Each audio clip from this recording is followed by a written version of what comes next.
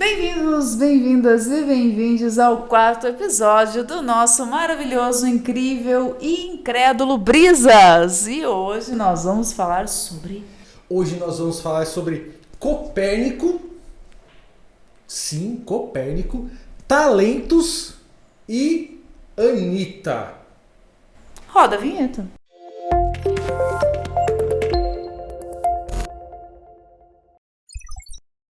Olá pessoal, mais uma vez sou eu aqui, Denis Carvalho, e estou aqui com a ridícula Michaele Lobo. Alô.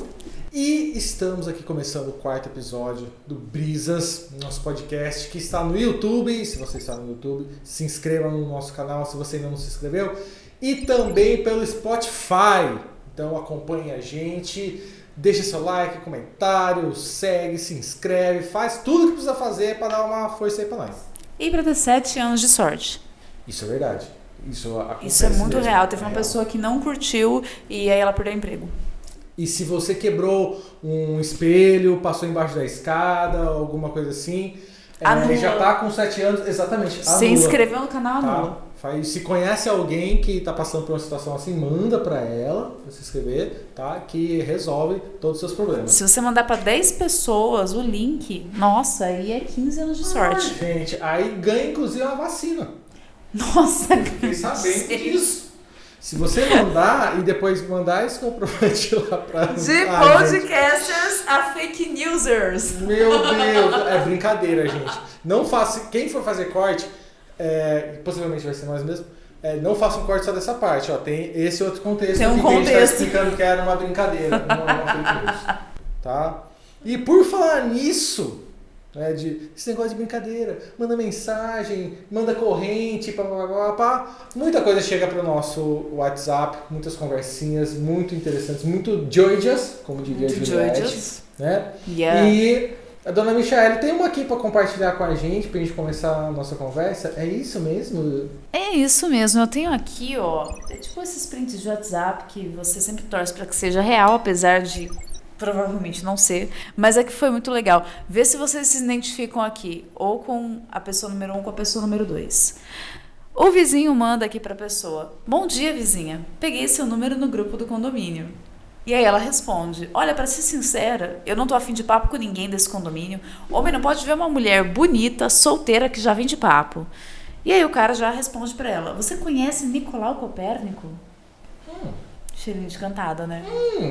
Aí ela: nunca vi nem ouvi falar, e o que eu tenho a ver com isso? E aí ele responde: então, Nicolau Copérnico foi quem ensinou que o mundo gira em torno do Sol, não de você. Só peguei o seu número para te avisar que você obstruiu a passagem dos carros no portão. E aí a pessoa sem graça responde um seco: vou tirar o carro. Gente do céu, que vergonha! Em algum momento da vida você foi um ou outro, gente. É muito louco como as pessoas acham que, né, o mundo gira em torno delas mesmo, né?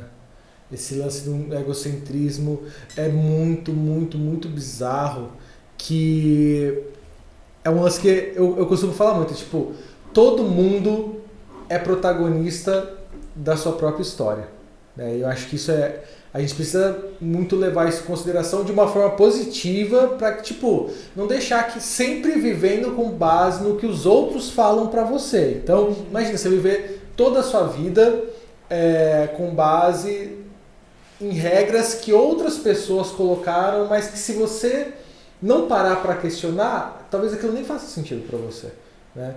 Isso eu acho que é um ponto chave para você ser a pessoa mais importante da sua vida. Que a sua vida gira em torno de você. Só que não de uma forma, né, egoísta, achando que o mundo todo gira em torno de você, né? Para o bem e para o mal também, né? É verdade, é verdade. Então, tipo, você tem alguma história assim, que, tipo, você achava que de repente as coisas aconteciam de uma forma em torno de você, só que de repente você foi parar para analisar, falar, não, peraí, existem outras pessoas, existem outras coisas além daquilo que está acontecendo comigo? Eu acho que eu sou sempre o exemplo do lado zoado da história, né? Que enquanto tem a maioria das pessoas que são egocêntricas do ponto de vista leonino dos signos, né? Que você é tipo, nossa, todo mundo me ama, etc, etc, etc. Nossa, isso é muito importante. Eu ia pra outra viés. Eu sempre pensava assim, nossa, tudo tá dando errado por minha culpa. Tudo acontece porque eu nasci. Que bad, hein? Essas zoeiras, assim, de pessoas, né, da infância, enfim. Então, o egocentrismo, ele não é só pelo lado do, tipo, eu me acho foda, mas sim também pelo lado do eu me acho merda. Você acha que, tipo, que tudo na sua vida só está do jeito que está porque você existe. Você também é um egocêntrico filho da puta como eu.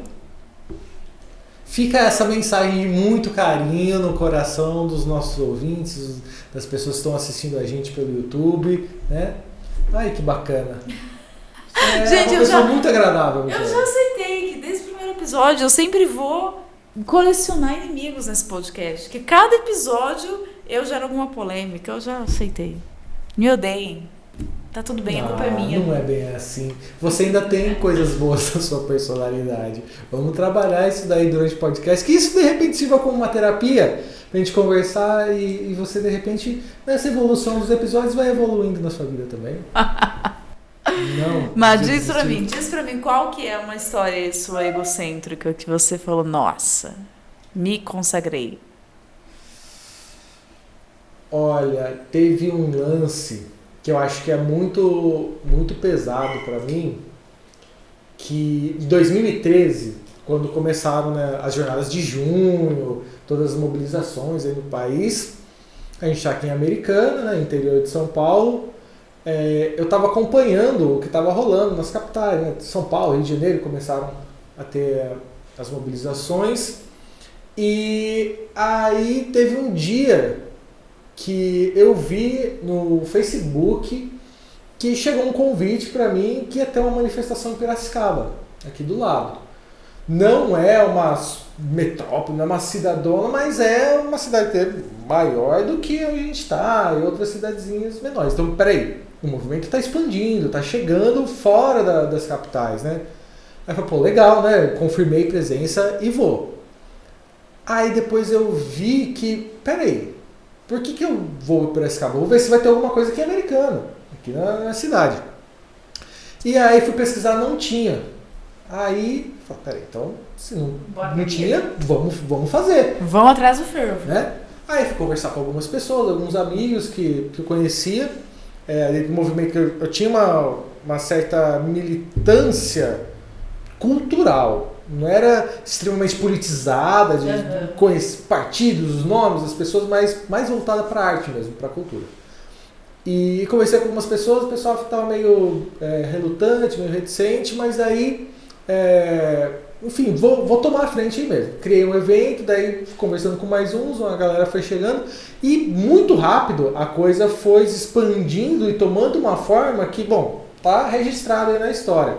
O primeiro ato que a gente fez foram 30 mil pessoas, que é 14% da população da cidade, né?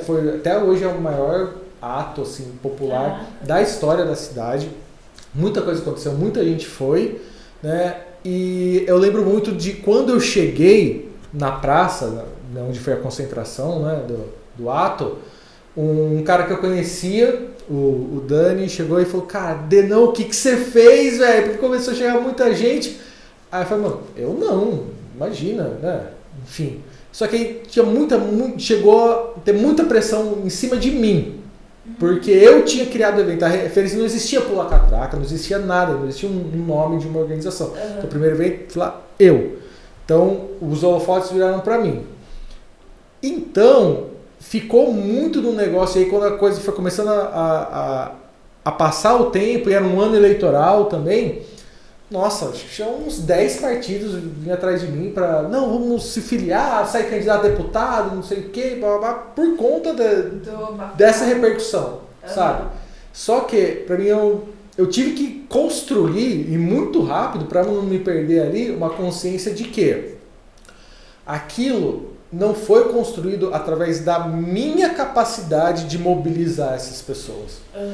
Era um momento que estava acontecendo, num contexto muito mais amplo que talvez, se qualquer outra pessoa tivesse organizado, pode ser que não seriam as 30 mil pessoas. Poderia ser menos ou poderia até ser mais.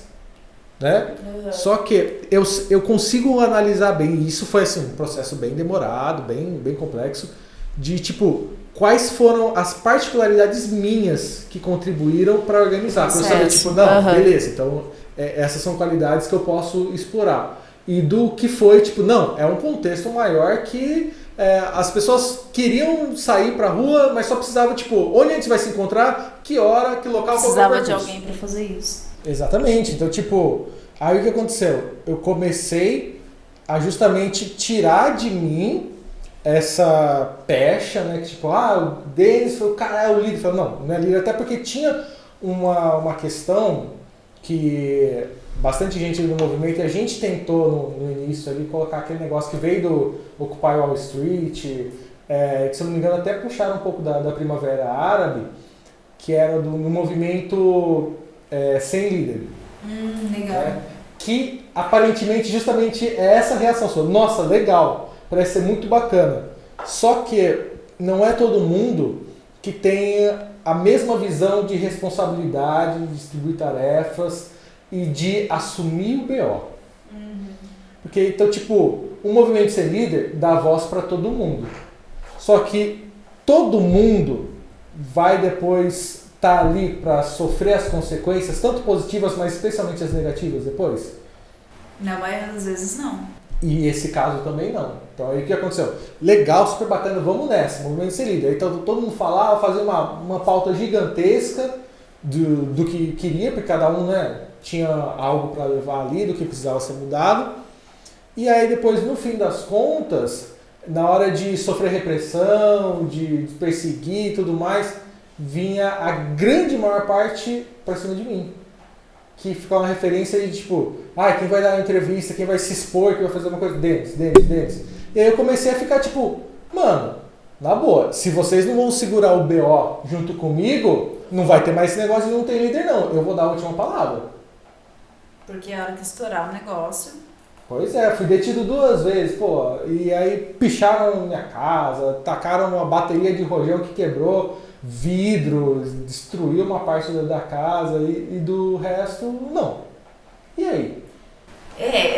O egocentrismo tem outras facetas. Tem hora que ele é necessário e importante também, né, pra gente se preservar. É importante você se colocar como protagonista, inclusive até na história dos outros também, dependendo da situação. Poxa, não, a partir de agora eu vou assumir essa bronca. Mas aí onde eu acho que entra a diferença do egocentrismo com o egoísmo. Né? Então, tipo, acho que talvez, se eu tiver errado, alguém estiver vendo isso aí, pode me corrigir nos comentários. Mas acho que no egocentrismo, talvez você possa querer que o mundo um pouco gire em torno de você, sabe? Mas no egoísmo, acho que você em primeiro lugar. Sabe? E às vezes, tipo, pode ser muito errado, né? Se você querer que essa coisa gire, pode até usar a palavra do egoísmo, mas na verdade tá indo para um egocentrismo, mas às vezes é um egoísmo de se proteger. Sim. Né? Tipo, tem alguma coisa que eu tô num contexto de alguma relação, pode ser um relacionamento amoroso, num trabalho, não sei o que tá me fazendo mal, né? E se de repente eu colocar um limite, colocar um basta, pode de repente causar um conflito indesejado, desagradável, mas a longo prazo pode ser melhor para mim e eu sei que eu preciso botar esse limite. Não espera o outro botar o limite, porque não vai. Ainda mais se outras pessoas estiverem se beneficiando do seu trabalho, de alguma coisa que na verdade talvez você nem queira fazer, né? Porque você pode ser muito útil, né? Só que você pode ter um talento ali, alguma coisa que de repente você não quer fazer. E aí? Como é que fica? Chegou! Especial do Curirim! Eu vou, não vou. Pulou aqui, né? Fala, Curirim, qual que é a sua opinião sobre o talento? Qual é o seu talento, Curirim? Qual o seu talento que você não mostra para as pessoas. Ele é um gato, gente. O que ele mais faz é mostrar o talento dele. A água já foi. E ele beber a água do pai dele é um grande talento, por exemplo. Mas me fala aqui sobre o talento, Dê. O que você... Qual que é a sua visão aí sobre os nossos talentos, sobre as pessoas talentosas? Olha, eu acho que nesse ponto que eu falei mora um grande perigo. Porque existem diversos interesses e a gente vive numa sociedade tão desigual, né, que a gente precisa ir atrás do nosso dinheiro, precisa ir atrás dos nossos recursos, e vem de uma narrativa tão meritocrática, né, que se você for atrás, se você se esforçar muito, você vai conseguir, e a gente sabe que não é bem assim, tá? Pode servir uma mensagem ou outra, talvez como um incentivo, tipo, não, persista nos seus sonhos, não desista dos seus sonhos. Eu acho que esse é o ponto-chave. Não desista. Só que isso não quer dizer que se você fizer tudo como uma fórmula mágica, você vai conseguir alcançar. Porque existem realidades e realidades, né? E aí no meio disso, acho que tem muita gente, eu também posso falar sobre isso, acho que você também, e acho que talvez todo mundo, que tem alguns talentos que podem ser até utilizados de forma profissional, que de repente não é isso que você gostaria de fazer para a vida. Ele pode ser útil na vida social, né, para si mesmo, só que quero dedicar a minha vida fazendo isso para tirar o meu dinheiro, meus recursos, para sobreviver, blá, blá, blá, blá. Não. Pode ter uma outra pessoa que analisa e fala, essa pessoa aqui, o Denis, a Michael, não sei quem, que é bom para fazer isso. E pode ser muito útil. Curim, olha só, hein? Sem brigar em frente das câmeras, por favor. Você se comporta? Não me faça passar vergonha. Tá? A pausa de quem tá levando bronca do pai. Depois eu vou ter que aguentar, porque ele vai me dar bronca. Você me fez passar vergonha enquanto estava gravando. Mas enfim. Aí o que aconteceu? O que aconteceu? E aí o que acontece? Aí esse gatinho é muito fofo de me distrair. Porque sim, fica essa questão principalmente de você achar que tá... eu sou obrigado a ganhar dinheiro com aquilo que eu sou muito bom? Não. E é muito foda, porque a hora que aparece o dinheiro, você fala assim, porra, eu preciso pagar as contas, mano. E aí? E aí uma coisa que pode acontecer nisso também, que acho que é muito perigosa, que a gente falou isso, se eu não me engano, no segundo episódio aqui nosso do Brisas, é que a gente demorou até um tempo para começar o podcast, né? Que é um negócio que a gente queria muito fazer. E a gente fala, tá, beleza, a gente vai fazer o podcast. Beleza, então a gente sabe toda a parte de produção, como que vai fazer, edição, publicar e tudo mais. Aí a gente precisa da nossa audiência. E como que a gente vai fazer, porque se a gente vai fazer o podcast, as pessoas precisam ouvir, né? Como que a gente vai fazer para alcançar uma audiência? Então vamos ver um plano de distribuição desse conteúdo para alcançar o máximo possível de audiência, e aí vem, poxa, um monte de coisa de rede social para fazer, para divulgar e tudo mais, que aí se a gente consegue, a gente fazer um negócio bacana, aí pode vir parcerias, patrocínios e tudo mais, a gente ganhar dinheiro e poder viver do podcast. Que se a gente não parasse depois para analisar isso, gente, eu estou resumindo aqui, uma conversa que a gente teve que levou meses, a gente analisando e construindo tudo isso. Que a gente depois, não é por sorte, né, mas é um exercício que a gente faz. Se a gente não tivesse voltado, depois que chegou e a gente construiu um plano bem organizado, né, de distribuição aqui, para a gente divulgar o podcast, se a gente não tivesse voltado lá atrás, mas tá, qual é a essência? O porquê que a gente quer fazer o podcast? É para viver de podcast e ganhar dinheiro? Não. A gente quer fazer porque a gente gosta, que é a atividade que dá prazer, né? A gente se sente satisfeito. Pode ser que vire muito e dê muito certo e a gente acabe vivendo do podcast? Pode, mas isso tem que ser uma consequência. Exatamente. Não o foco. Para isso como sendo a gente começando a fazer o podcast sem ser o nosso objetivo profissional, né? Mas se fosse, aí é outra história. né? Mas aí, como é no caso, por exemplo, acho que pra você quer ser atriz, certo? Nossa, eu senti uma firmeza aqui agora. Não, é porque também a gente entra nessa neura, entendeu? É algo que eu sempre sonhei, algo que eu sempre fiz, mas eu tenho outras coisas, sabe? A vida vai levando a gente para outros caminhos, né? Então hoje se aparece uma outra coisa também que é legal, igual a produção mesmo, essas coisas, você vai mudando, sabe? Você não fica só naquilo para sempre, engessadinho. Mas você quer ser produtora ou seria um talento que você tem? Um talento que eu tenho.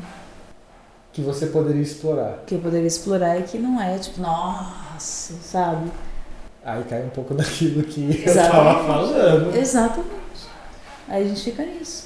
Mas aí você sente, tipo, é um negócio que se você fizesse, se você puxasse, tá, sou atriz, mas, e ok também, sou produtora, a grande maioria também é meio polivalente, ainda mais aqui no Brasil, né? Você precisa acabar fazendo mais de alguma coisa para poder sobreviver. Sim. Mas se você, de repente, começasse a desenvolver um trabalho como produtora e começasse a dar certo, e desse tão certo e desse uma grana que, sei lá, te deixaria mais segura financeiramente dentro de casa e não sobrasse tempo para se dedicar como atriz, você sente que você ficaria satisfeita por ser algo que, ok, você gosta também e está fazendo, ou te deixaria, sei lá, meio insatisfeita, decepcionada por ter largado o seu sonho?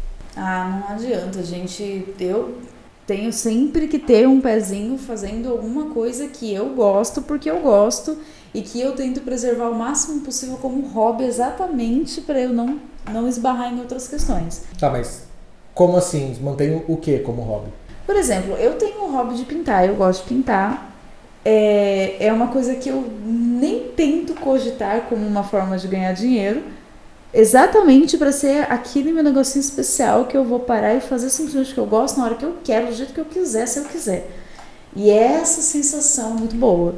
Cozinhar, amo cozinhar, mas confesso que, tipo, saber que eu tenho que fazer refeição todos os dias, porque lá em casa eu sou a pessoa que mais cozinho, dá um porre, entendeu? Tem que, putz, todo dia. E, tipo, você não vai fazer um prato diferente todo dia, você tem que fazer meio que aquele basicão, porque, né, é a rotina. Que é um negócio do tipo... que a gente estava falando lá do segundo episódio de novo. Você vê como as coisas se conectam, gente. É um multiverso. É um monte de coisas que não tem nada a ver, que no fim tem tudo a ver. Elas se conectam. A gente estava falando lá no segundo episódio sobre as pessoas não gostam de trabalhar. É vendido esse negócio tipo... ai, você tem que trabalhar porque senão você é vagabundo. Né? A gente gosta de fazer coisas. Exato. Né? Então esse negócio de cozinhar para você de descobrir. É um exemplo maravilhoso. Porque, poxa, a gente precisa comer para poder viver também, né? Sim. Então, além de ser vendido para a mulher, né, esse papel social... Sim. Participação especial do Curirim 2. Parte 2, né, Curirim? E você, o que você gosta de cozinhar, Curirim? Esperto é o gato, gente, que ele faz absolutamente tudo que ele quer, mesmo. Inclusive Vamos quebrar aproveitar coisas. ele, né, pra, tipo, ter uma audiência, porque o pessoal na internet gosta de gato, né? Vou falar aqui, ó, tem um gato no Brisas. Tem um gato no Brisas, que é um gato livre, que ele faz o que ele quer. Que é um gato que, na verdade, ele manda em todo mundo. Ele tava obrigando a gente a gravar. Como qualquer outro gato. A gente não queria, mas ele quer que a gente fale pra todo mundo que os gatos dominam o mundo. Por favor, salvem a gente. Salvem a gente dos gatos e do capitalismo. Voltando ao que a gente tava falando. Vendem pra gente, né, essa ideia de que se você não trabalhar, você é vagabundo, quando na verdade, tipo, a gente, se pudesse escolher, não faria exatamente as mesmas coisas que a gente faz por obrigação, né? Falar, pô, vamos descansar, vamos relaxar, vamos ficar de boa. Só que também durante o período. A gente tenho certeza que se você não fosse obrigada... até tomando minha água aqui, eu já desencanei. Depois que acabar a gravação, eu bebo água. Se a gente não precisasse, no caso você aí, que você estava contando, se não precisasse cozinhar o tempo todo, né, não pegaria esse rancinho, né? E fazer arroz branco. Tem que fazer, oh meu Deus. Arroz branco. E provavelmente continuaria cozinhando com mais prazer, ia sair até no meio da... que acaba sendo até uma atividade no meio da correria, né? Seria mais criativo, inclusive. Exato, e criativo. Eu também adoro cozinhar, só que tipo, quero fazer umas coisas diferentes. Só que no meio do corre, moro sozinho, aí, mentira, desculpa, gato. Moro com o Curirim, Satine e Billy. Aí, não precisa olhar pra mim com essa cara. Já me retratei aqui. A gente, no meio dessa corrida, às vezes, tipo, vai repetindo prato, não sei o quê, não consegue fazer aquilo que quer. Fritou.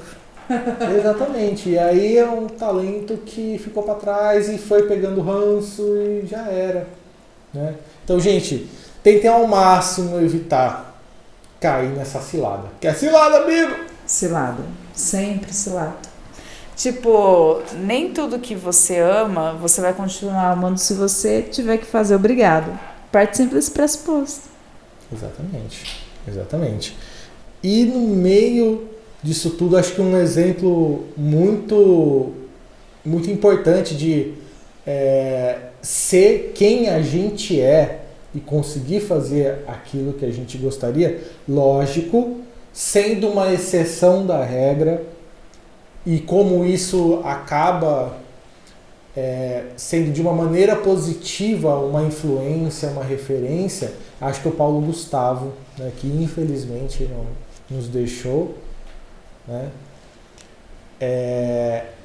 ele conseguiu ser ele mesmo, fazer a comédia do jeito dele, de uma forma completamente diferente do que a gente estava acostumado, de uma forma muito livre. Você vê que é ele. Então, tipo, se vai se vestir de mulher, se vai ser todo agitado daquele jeito, vai falar as coisas do jeito que ele fala, é muito único. Então, ele não precisava se adaptar ao modelo, porque todo mundo estava fazendo assim. E pode ter certeza que não foi fácil, né?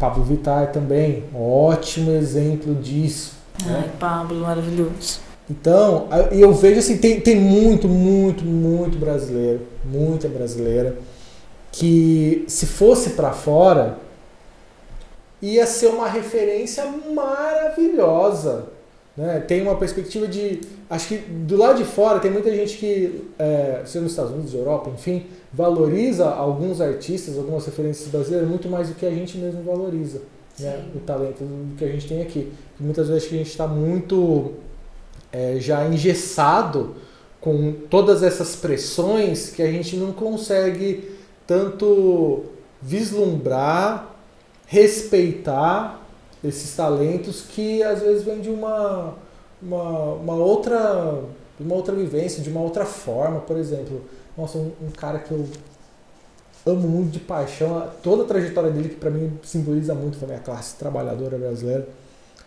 é o Rubinho Barrichello. Porra, Rubinho, foda. Toda a jornada desse cara e todo mundo só botando pressão, que ficou muito mal acostumado, né? Com Emerson Fittipaldi, Piquet e depois Senna, né? E do nada, um moleque que chegou lá e com a morte do Senna também, fala, pá, não, agora se vira, você é a maior referência nossa e você vai ter que ganhar tudo igual todo mundo estava ganhando e não quero nem saber se a sua equipe não é competitiva o suficiente. Não. E aí o cara, né? O brasileiro em geral, assim, a gente precisava reformular muitas coisas da forma como a gente lida com as pessoas. O brasileiro tem um negócio com talento nacional que é muito irritante, cara. Tipo, parece que o cara faz sucesso, você tem que achar um defeito no maluco, mano. O cara chegou lá, a gente sabe de todos os problemas que isso engloba, a gente sabe que tem gente que só chega lá porque alguém ajuda, etc. Mas você, tipo, desvalida todo o talento, todo o merecimento da pessoa por causa de um negocinho, entendeu? Ah, é porque o Pablo Vittar, não sei o que... Mano, você vai desmerecer. Muitas vezes em comparação, né? Você vai dizer... não, porque Ai, meu Deus, Legião Urbana, Renato Russo. É, porque o Renato Russo era muito melhor que o Paulo Vittar. What the fuck? Nossa, Primeiro, coisas completamente diferentes. por que você tem que comparar? Segundo, por que você não fica orgulhoso para um caralho que ele tá fazendo tanto sucesso que, tipo, é nacional, é nosso, entendeu? Ele tá, tipo, do Brasil pro mundo. Por que é tão difícil a gente valorizar, a gente apoiar o artista nacional? Pois é. Olha a Anitta, aqui agora, acabou de lançar o Girl From Rio, né? Acabou de se apresentar lá, lógico, né? Quando a pandemia, foi um VT, passaram lá, mas se apresentou lá no talk show do Jimmy Kimmel. Pô, é uma referência dos maiores talk shows lá dos Estados Unidos. Nasceu da favela, velho. Tata Werneck, que pra mim, eu gosto muito dos talk shows americanos, um formato que eu já acompanho desde de moleque, gosto bastante. Pra mim, esse talk show da Tata, que ela faz na Globo, no Multishow, enfim, se pegasse ela pra apresentar, né, pra fora, nesses formatos aí, com esse público, essa expectativa e esse apelo que os grandes talk shows aí internacionais têm, meu, ela não deve nada pra ninguém. Não, ela é muito foda. E ao mesmo tempo que ela é muito foda, você tá acompanhando a saga dela no Instagram agora? Nos Poxa, reels em cara, relação ao Paulo Gustavo, sim. que isso, gente, pelo amor de Deus. É um nível de desrespeito, de misturar umas coisas com umas expressões e não dá.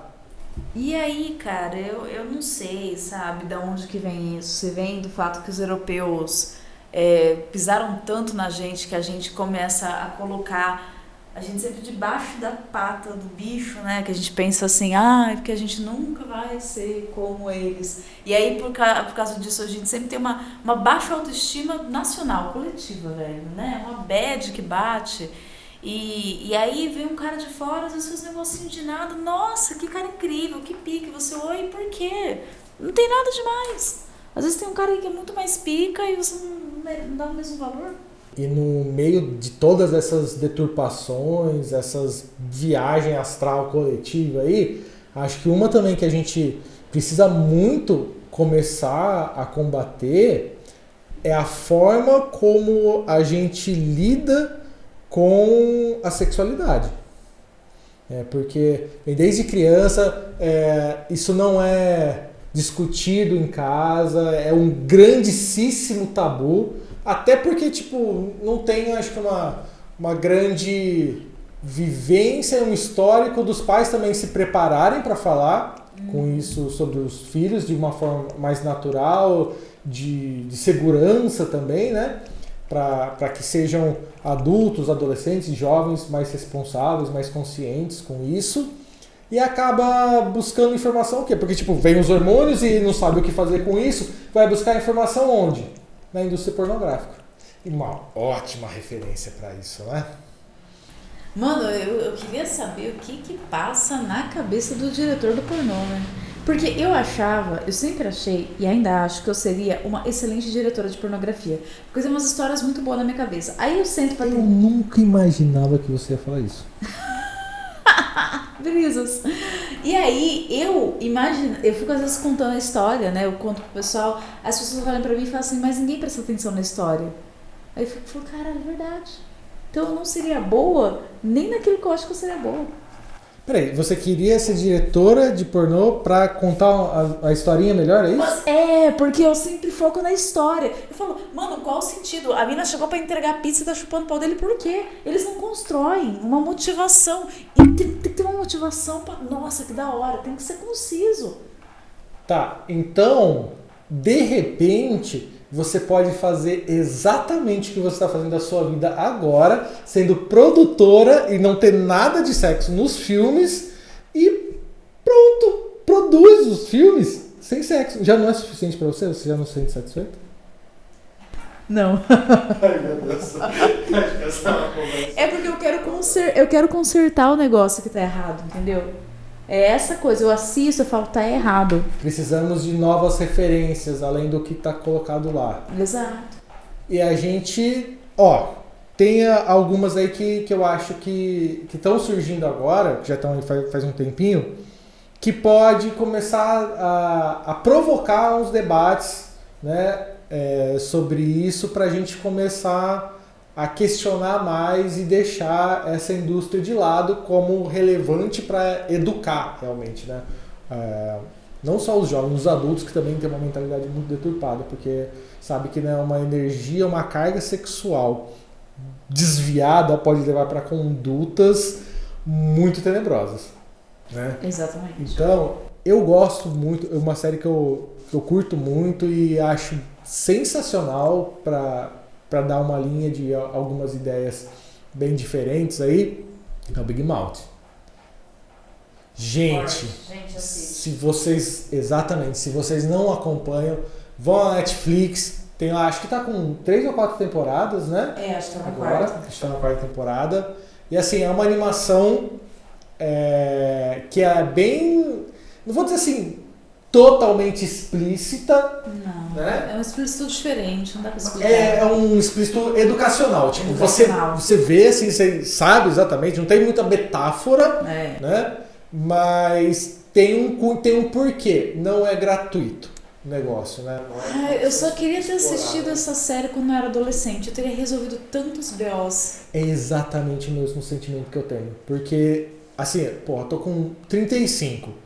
Tô acompanhando, tava na 4ª temporada. E tem algumas coisas que eu tava vendo ali, assistindo, eu pensava, meu Deus, por que eu não vi isso antes quando eu era adolescente? Economizaria tanto tempo, energia e tantas vergonhas que eu não teria passado. E tanta terapia.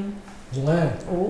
Gente do céu, não. E aí realmente é um negócio que dá pra tirar, dá pra ser um negócio bem legal, e acho que a gente poderia começar a motivar a nossa sociedade a quebrar um pouco desse tabu de, tipo, se a gente estiver falando sobre sexualidade com jovens, assim, lógico que eu não sou a pessoa melhor para falar ou formada para dizer a partir de qual idade poderemos falar sobre.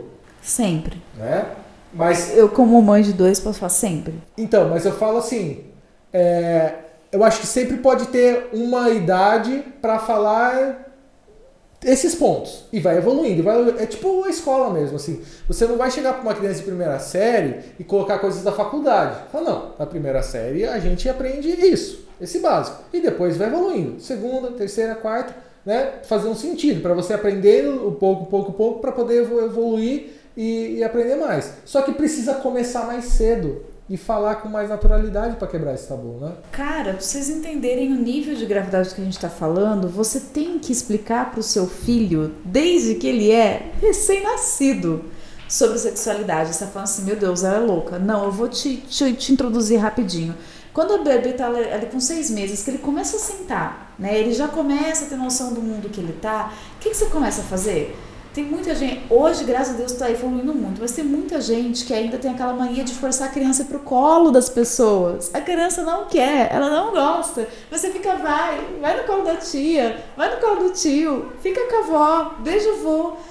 E assim, desde agora, 6 meses, é um bebezinho, ele já começa a ter noções e relações com interação física com outras pessoas. Ele já começa a achar que é normal ele fazer coisas que ele não quer fazer. Ai, que loucura. Você não tá falando nada explícito sobre sexualidade, mas são pequenas condutas que já vão formando o caráter dele, já vão formando a personalidade. Tem a ver, né? Então, criança não quer no colo da pessoa, não vai. A criança não quer cumprimentar, não cumprimenta.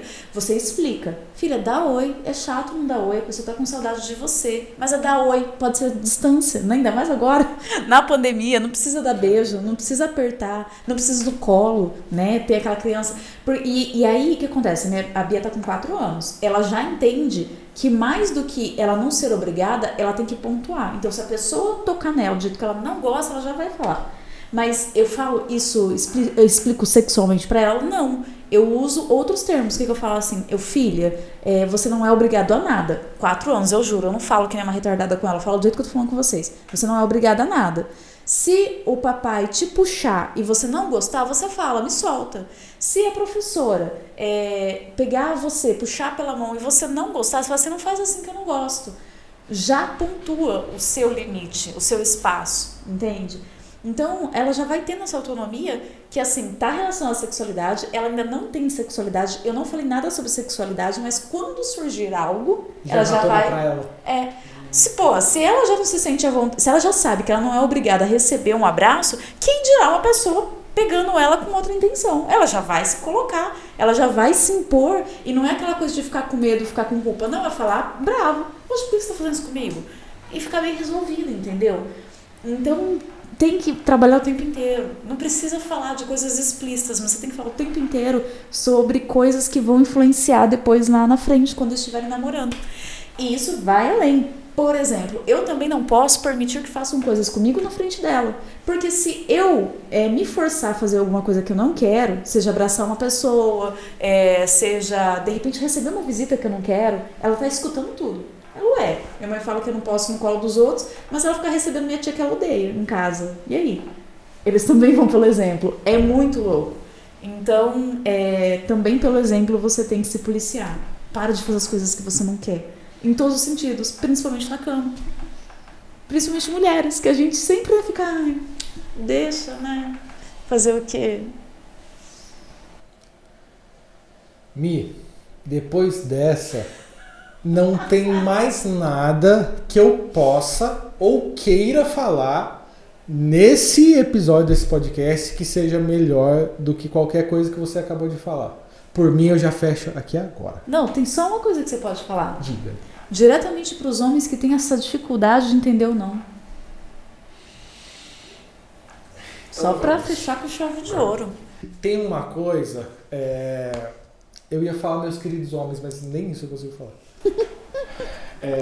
Vocês estão mal na fita, hein? Que compartilham o mesmo gênero que eu. É o seguinte. Pode ser, talvez... Não, eu não vou ser irônico, não vou ser nada, porque... Para não afastar. Criar uma atmosfera. Vamos aproveitar esse momento para ser acolhedor mesmo, por mais difícil que seja. Vamos lá. Bom, homens. Não vou colocar aqui no contexto, para a gente não ser muito amplo, ficar enrolando e tudo mais, sobre uma sociedade machista, num contexto social, não. Quando uma mulher disser não tem entrelinhas. Não tem, mas na verdade ela tá fazendo joguinho, charminho, tá tentando provocar para que eu sei. Não. Não quer dizer não.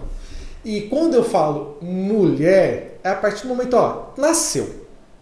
Tá? Então, seja como a Mi contou aí, da Bia, com 4 aninhos, um abraço, um aperto de mão, um colo, não oi. Quer, exato, não,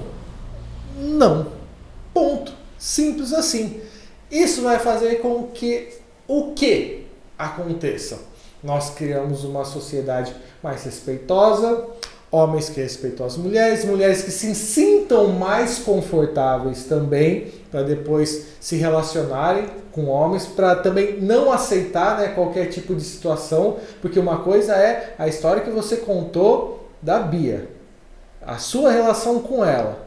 É exatamente assim que acontece em todos os lares do Brasil e do mundo? De jeito nenhum. De jeito nenhum, e muito pelo contrário, a maioria não é assim, né? Antes fosse. Então, vamos compreender do básico. Se é sim, é sim. E sim até quando? Isso também não significa que sim, falou um sim para alguma coisa, não significa sim para tudo. Exato. Né? E se de repente mudou de ideia, virou um não no meio do caminho, pronto, o que importa é esse não. E aí tem cara que vai falar assim, mas tem muita menina que fala não e tá fazendo com doce, né? Vamos falar no termo correto. Sim, tem essa pessoa, só que essa pessoa também precisa entender que não tem mais, nós estamos no século XXI, acabou, 2021 pra frente, não tem mais essa de cu doce, meu bem. Ou você quer ou você não quer, não dá pra fazer joguete. É bom até pra você, porque daí você fica bem resolvido, entendeu? Não quero. Aí você vai à sua vida. Não, mas eu queria que ele insistisse mais um pouco. Perdeu, garota. Beijo. E sabe um negócio que vale muito mais do que contar uma vantagem de ter conseguido ler as entrelinhas e ter conseguido ficar com a menina que tava fazendo com o doce? Réu primário. Toma então, essa, Ju.